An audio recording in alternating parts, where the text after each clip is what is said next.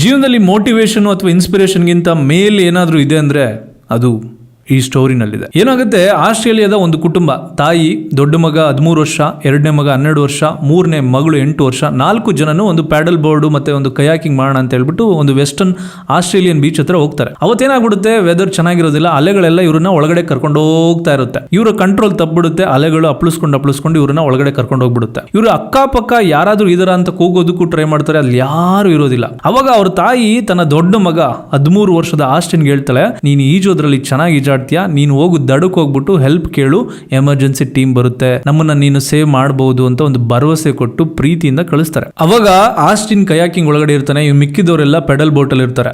Austin life jacket ಹಾಕಿರ್ತಾನೆ. ಅಲ್ಲಿಂದ ಅವನು ದಡಕ್ಕೆ ಸೇರ್ಬೇಕು ಅಂದ್ರೆ ಡಿಸ್ಟೆನ್ಸ್ ಇರೋದು 4 ಕಿಲೋಮೀಟರ್. ಅವನು ಸ್ವಲ್ಪ ದೂರ ಆ ಕಯಾಕಿಂಗ್ ಮಾಡ್ಕೊಂಡು ಬರ್ತಾನೆ. ಅಷ್ಟರಲ್ಲಿ ನೀರು ತುಂಬ್ಕೊಂಡ್ಬಿಡುತ್ತೆ. ಆ ಕಯಾಕಿಂಗ್ ಏನು ಯೂಸ್ಫುಲ್ ಆಗೋದಿಲ್ಲ. ಅದರಿಂದ ಆಚೆಗೆ ಬರ್ತಾನೆ. ಆಚೆಗೆ ಬಂದ ಮೇಲೆ ಅವನು ಲೈಫ್ ಜಾಕೆಟ್ ಹಾಕಿರ್ತಾನೆ. ಸ್ವಲ್ಪ ದೂರ ಈಜಾಡ್ತಾ ಲೈಫ್ ಜಾಕೆಟ್ ಕೂಡ ಭಾರ ಅನ್ಸುತ್ತೆ, ಈಜಾಡಕ್ಕೆ ಆಗ್ತಾ ಇಲ್ಲ ಅನ್ನೋ ತರ ಪರಿಸ್ಥಿತಿ ಬರುತ್ತೆ. ಅವಾಗ ಲೈಫ್ ಜಾಕೆಟ್ ನ ತೆಗೆದು ಈಜಾಡೋದಕ್ಕೆ ಪ್ರಯತ್ನ ಪಡ್ತಾನೆ. ಎಷ್ಟೋ ಸಲ ಅವನು ನೆಲಕ್ಕೆ ಹೋಗಿ ಟಚ್ ಮಾಡಿದ್ದ ಅಂತ ಕೂಡ ಅವ್ನು ಸ್ಟೇಟ್ಮೆಂಟ್ ನ ಕೊಡ್ತಾನೆ. ಸಂಭವ ಕಷ್ಟಪಟ್ಟು ಈಜ್ಕೊಂಡು ದಡಕ್ಕೆ ಬರ್ತಾನೆ. ದಡಕ್ಕೆ ಬಂದ ಮೇಲೆ ಫುಲ್ ಎಕ್ಸಾಸ್ಟ್ ಆಗಿ ಕಾನ್ಶಿಯಸ್ ತಪ್ಪಿ ಬಿದ್ದೋಗ್ಬಿಡ್ತಾನೆ. ಸ್ವಲ್ಪ ಹೊತ್ತಾದ್ಮೇಲೆ ಅವನೇ ಹೇಳ್ತಾನೆ, ಎದ್ದ ನಂತರ 1 ಕಿಲೋಮೀಟರ್ ಅಷ್ಟು ದೂರ ಓಡ್ಕೊಂಡು ಹೋಗಿ ಆತ ಎಮರ್ಜೆನ್ಸಿ ಸರ್ವಿಸ್ಗೆ ಕಾಲ್ ಮಾಡಿ ಎಮರ್ಜೆನ್ಸಿ ಟೀಮ್ ಅಲ್ಲಿಗೆ ಬರ್ತಾರೆ. ಎಮರ್ಜೆನ್ಸಿ ಟೀಮ್ ಅಲ್ಲಿಗೆ ಬಂದು ಅವರ ತಾಯಿ, ತಮ್ಮ ಮತ್ತೆ ತಂಗಿಯನ್ನ ಸೇವ್ ಮಾಡ್ತಾರೆ. ಒಟ್ಟು ಸುಮಾರು 10 ಗಂಟೆಗಳ ಕಾಲ ಅವರು ಸಮುದ್ರದ ಒಳಗಡೆನೆ ಇರ್ತಾರೆ. ಅದೆಲ್ಲ ಆದ್ಮೇಲೆ ಇಂಟರ್ವ್ಯೂ ನಲ್ಲಿ ಈತನನ್ನ ಕೇಳಿದಾಗ ಆತ ಹೇಳುವಂತ ಮಾತುಗಳನ್ನ ನೀವು ಕೇಳಿಸ್ಕೊಳ್ಳೇಬೇಕು. ಯಾಕಂದ್ರೆ ನಮ್ಮ ಜೀವನದಲ್ಲಿ ಸಣ್ಣ ಪುಟ್ಟ ಕಷ್ಟಗಳು ಬಂದಾಗ ಅದನ್ನ ಎದುರಿಸೋದಕ್ಕೆ ನಾವು ಎಷ್ಟೋ ಹಿಂಜರಿತೀವಿ. ಆತನ ಹತ್ರ ಕೇಳ್ತಾರೆ, ನೀನ್ ಹೆಂಗ್ ಇಷ್ಟು ದೂರ ಸ್ವಿಮ್ ಮಾಡಿದೆ ಅಂತ. ಅವಾಗ ಅವ್ನು ಹೇಳ್ತಾನೆ,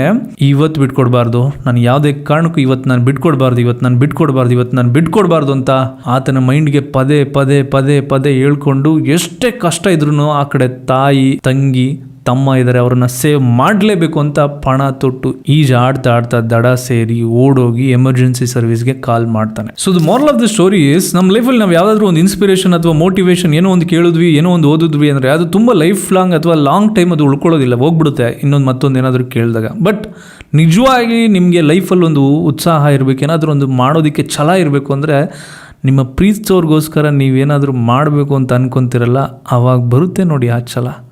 ಅವನ ಅಜ್ಜಿ ಏನಾದರೂ ಆಗಲಿ ಮಾಡ್ತೀನಿ ಅಂತ ಪಣ ತೊಟ್ಟಿ ನೋಡಿ ಆಗುತ್ತೆ ಅಷ್ಟೆ. ಈ ವಿಡಿಯೋನ ನಿಮ್ಮೆಲ್ಲ ಫ್ರೆಂಡ್ಸು ಮತ್ತು ಫ್ಯಾಮಿಲಿಗೆ ಶೇರ್ ಮಾಡಿ. ಈ ಥರ ವೀಡಿಯೋಸ್ಗಳನ್ನ ನೋಡಬೇಕು ಅನ್ಸಿದ್ರೆ ಫಾಲೋ ಮಾಡೋದನ್ನು ಮಾತ್ರ ಮರಿಬೇಡಿ. ಪೀಸ್.